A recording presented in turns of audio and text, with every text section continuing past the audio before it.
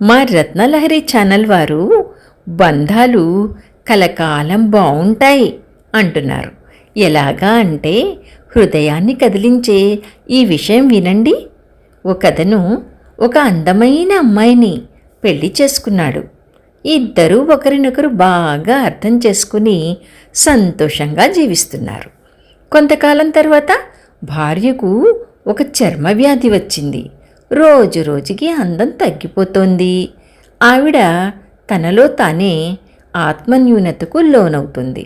నేను అందంగా లేకపోతే నా భర్తకు నచ్చుతానో లేదో అనే సందేహం ఆమెని కుదురుగా ఉండనియట్లేదు. ఇంతలో ఒకరోజు భర్త టూర్కి వెళ్ళి వస్తుండగా యాక్సిడెంట్కి గురై అతని కళ్ళు పోయాయి.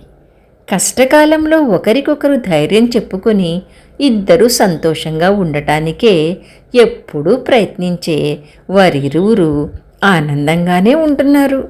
కళ్ళు కనబడని భర్తకు చేదోడు వాదోడుగా ఆమె ఉండసాగింది.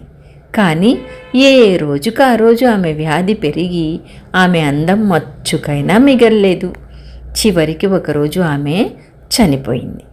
అన్ని కార్యక్రమాలు విధిగా చేసిన భర్త వేరే ఊరికి ప్రయాణం అవుతున్నాడు.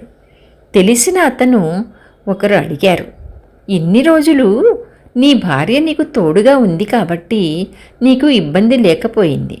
కళ్ళు కనబడని నువ్వు ఒంటరిగా కొత్త చోట ఎలా ఉండగలవు అని.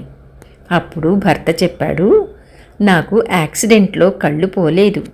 నా భార్య తన అనారోగ్యం వల్ల నాకు అందంగా కనబడకపోతే నేను నిరాశపడతాననుకుని బాధపడసాగింది. తన అనారోగ్యం కన్నా ఈ బాధే ఆమెను మరింత బాధ పెడుతుంది. మాటలతో తన బాధను తీర్చలేననిపించింది. అనుకోకుండా జరిగిన యాక్సిడెంట్తో నా భార్య బాధకు పరిష్కారం నాకు ఈ విధంగా తోచింది. అందుకే ఇన్ని రోజులు నాకు కనబడనట్లే ఆమెతో ఉన్నాను.